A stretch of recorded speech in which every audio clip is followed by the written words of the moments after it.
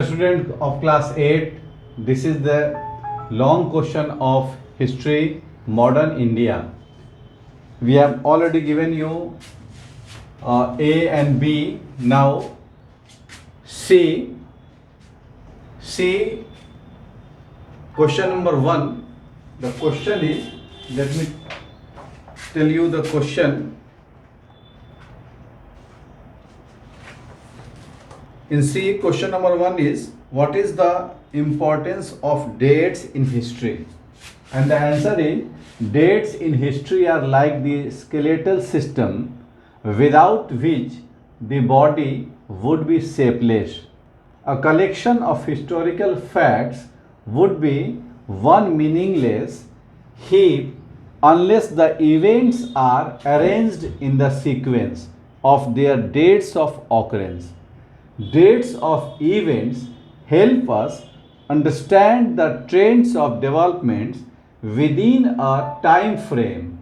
Some dates and events act as landmark because of their long-term impacts. The year 1526. You can write also, for example, here. For example, the year 1526 marks the end of the Delhi Sultanate and the beginning of the Mughal Empire in India. Now, the question number 2. The second question is, what is periodization? Why is it useful? And the answer is, historians have divided history into broad time periods on the basis of some distinctive characteristics. This is called periodization. It is useful because it simplifies the study of history and highlights important trends of development within a particular period. And question number 3. The question number 3 is, why did the British build record rooms in their administrative offices? And the answer is, the British maintained strict control over administration and had all administrative actions recorded in documents. As a result, all administrative offices from the local to the central level had record rooms where official documents such as letters, departmental records, survey reports, agreements and notes were preserved. तो ये 3 question आपका है, आप इसको note कर लेंगे. उसके बाद 2 क्वेश्चन लॉन्ग का है जो नॉर्मली आता नहीं है, फिर भी अगर आप चाहें तो लिख सकते हैं खुद से, क्योंकि वो आपके बुक में दिया हुआ है. और इसके साथ ये चैप्टर आपका ख़त्म हो रहा है. इसके बाद हम लोग एक टॉपिक पढ़ेंगे सिविक्स में, उसको भी हम आपको पढ़ा रहे हैं. इसको लिख लेंगे. और इस टॉपिक को हम पढ़ा रहे हैं, सिविक्स का पहला चैप्टर है. और उसके बाद फिर हम लोग आगे उसको देखेंगे और उसको समझेंगे. Dear students, now we are in civics class. The first chapter is the Indian constitution. अब सबसे पहले हम लोग जानेंगे अपने कॉन्स्टिट्यूशन के बारे में. कॉन्स्टिट्यूशन पहले होता क्या, इसको जाने. The written form of rules and regulations और laws by which we rule over the country.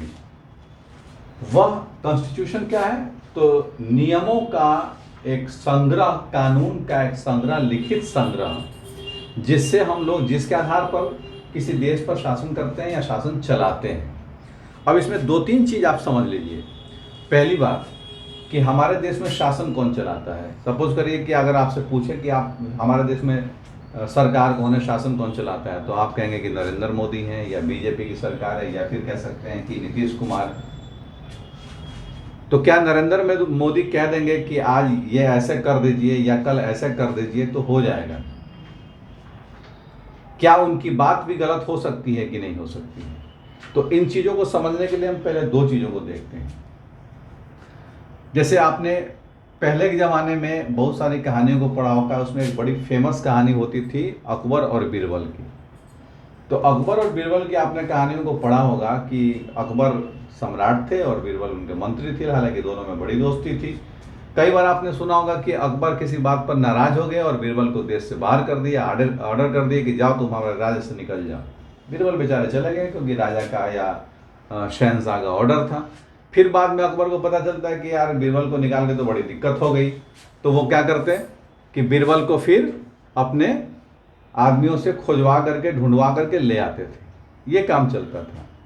अब इसको जरा हम नए परिप्रेक्ष्य में, इस मॉडर्न एज में हम समझें कि मान लीजिए कि मेरा चेहरा नीतीश कुमार को या मोदी जी को पसंद नहीं हो, तो क्या वो कह सकते हैं क्या कि तुम इस देश से निकल जाओ इसलिए कि तुम्हारा चेहरा मुझे पसंद नहीं है?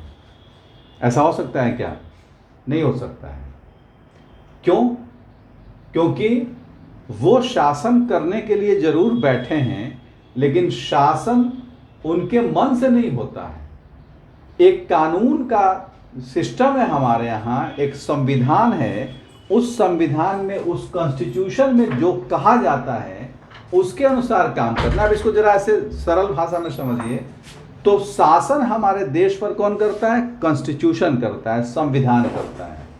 अब क्योंकि संविधान के तो हाथ पे आंख नहीं है कि वो ऑर्डर करेगा, वो काम करेगा आकर के, तो उसको इन एक्शन एक्सक्यूट करने के लिए, उसको एक्शन में ले आने के लिए कोई चाहिए, तो वो सरकार उसको एक्सक्यूट करती है, उसको एक्शन में ले आती है, उस काम को करने का काम करती है।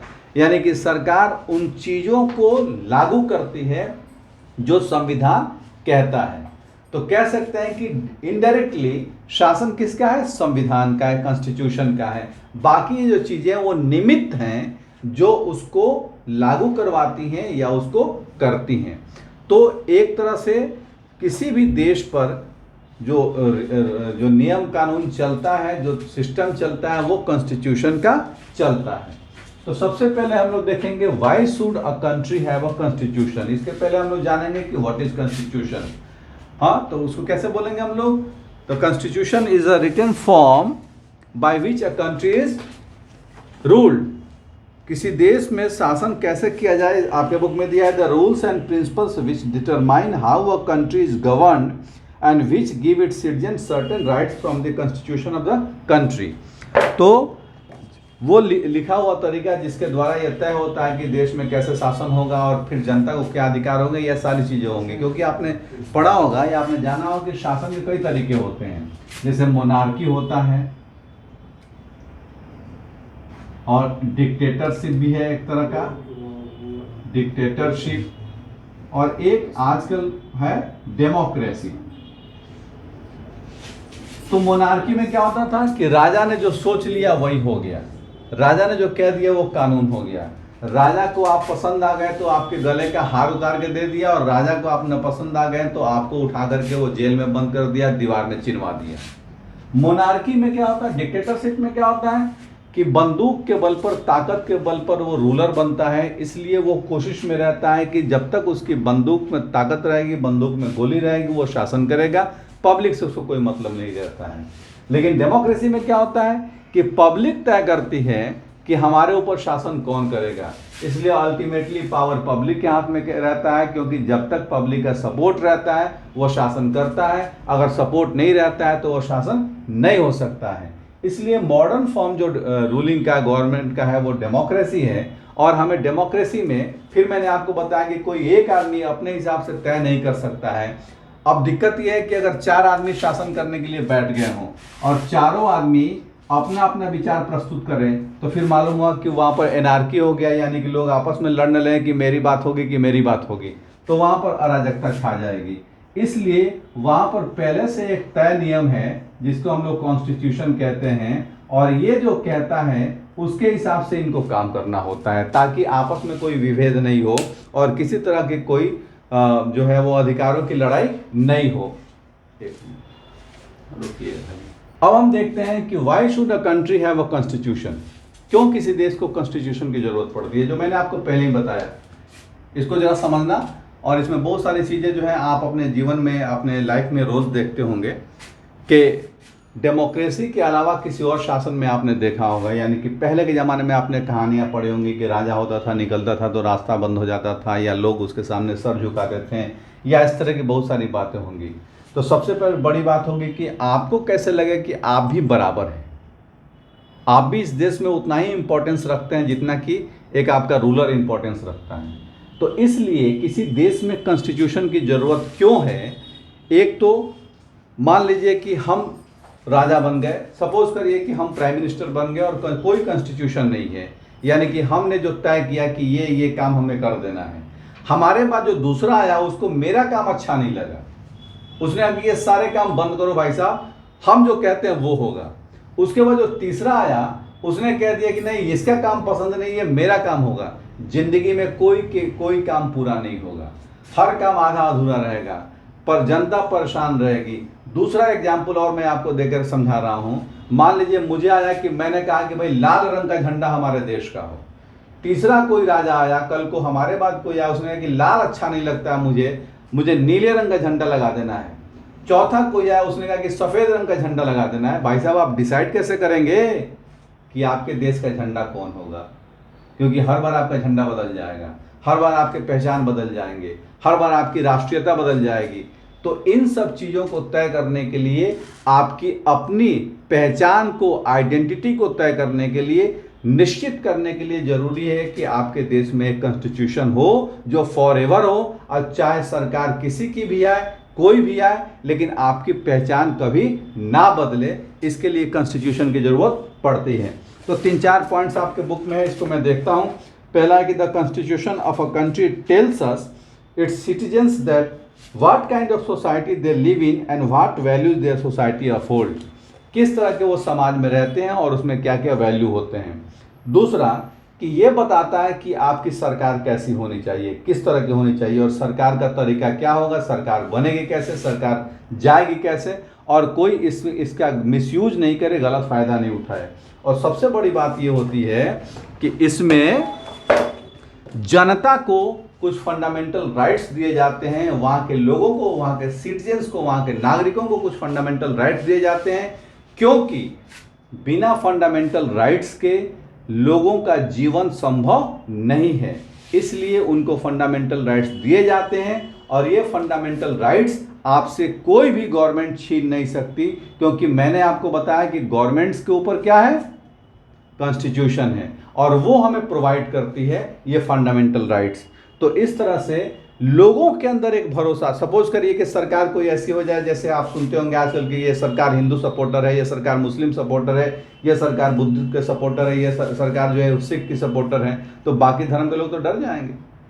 लेकिन हमें भरोसा किस पर रहता है कि हमारा कॉन्स्टिट्यूशन सबको बराबरी का अधिकार देता है, चाहे वो अमीर हो, गरीब हो, छोटा हो, मोटा हो, गोरा हो, काला हो, नाटा हो, पतला हो, जो भी हो, जैसे भी लोग हो, सबको ये बराबरी का अधिकार देता है। इसलिए लोगों को ये भरोसा रहता है कि हमारे देश में सब लोग जी सकते हैं, क्योंकि कॉन्स्टिट्यूशन सबके लिए इक्वल है, सबको बराबरी का अधिकार देता है। ये भरोसा ही इस देश को आगे ले जाने में, इस देश को बढ़ने में, इस देश को मजबूत करने में, इस देश को यूनाइट करने में, इस देश को स्ट्रेंथन करने में आपको मदद देता है। इसलिए किसी भी देश में कॉन्स्टिट्यूशन की जरूरत बहुत बड़ी होती है।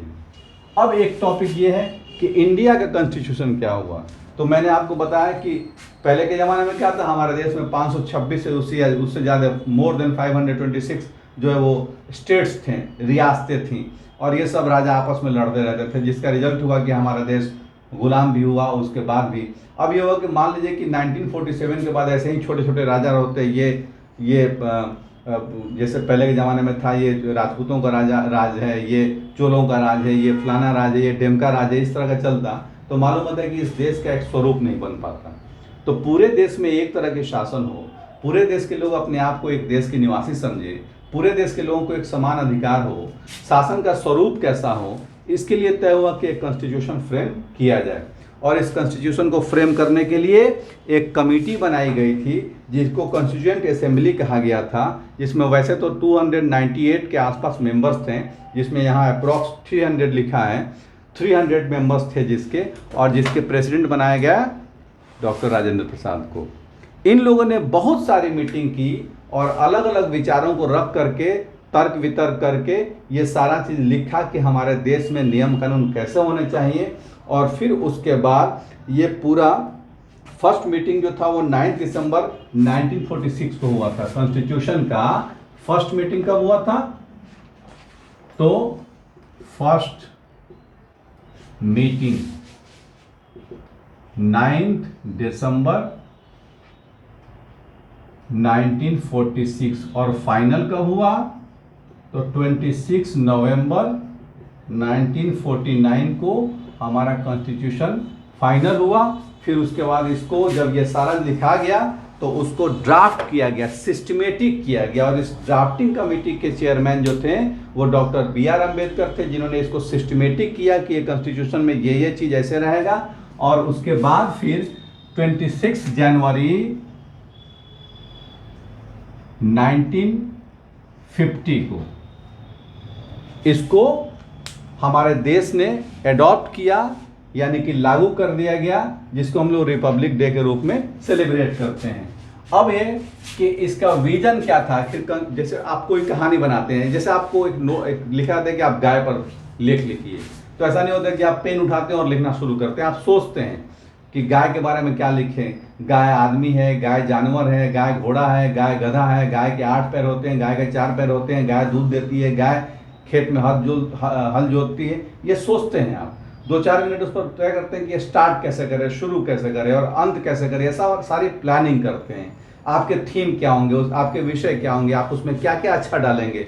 उसी तरीके से हमारे कॉन्स्टिट्यूशन का भी विजन और वैल्यू तय किया गया कि हम किस आधार पर इसको बनाएंगे। बराबरी के आधार पर बनाएंगे कि हिंदू मुसलमान के आधार पर बनाएंगे कि अमीर गरीब के आधार पर बनाएंगे। ये सारी चीज़ों को तय किया गया और फिर उसमें क्या क्या वैल्यूज दिए गए और तब जाकर के हमारा कॉन्स्टिट्यूशन तैयार हुआ। इसके बारे में हम अगली क्लास में डिस्कस कर लेंगे। तब तक आप इसको रीडिंग देंगे।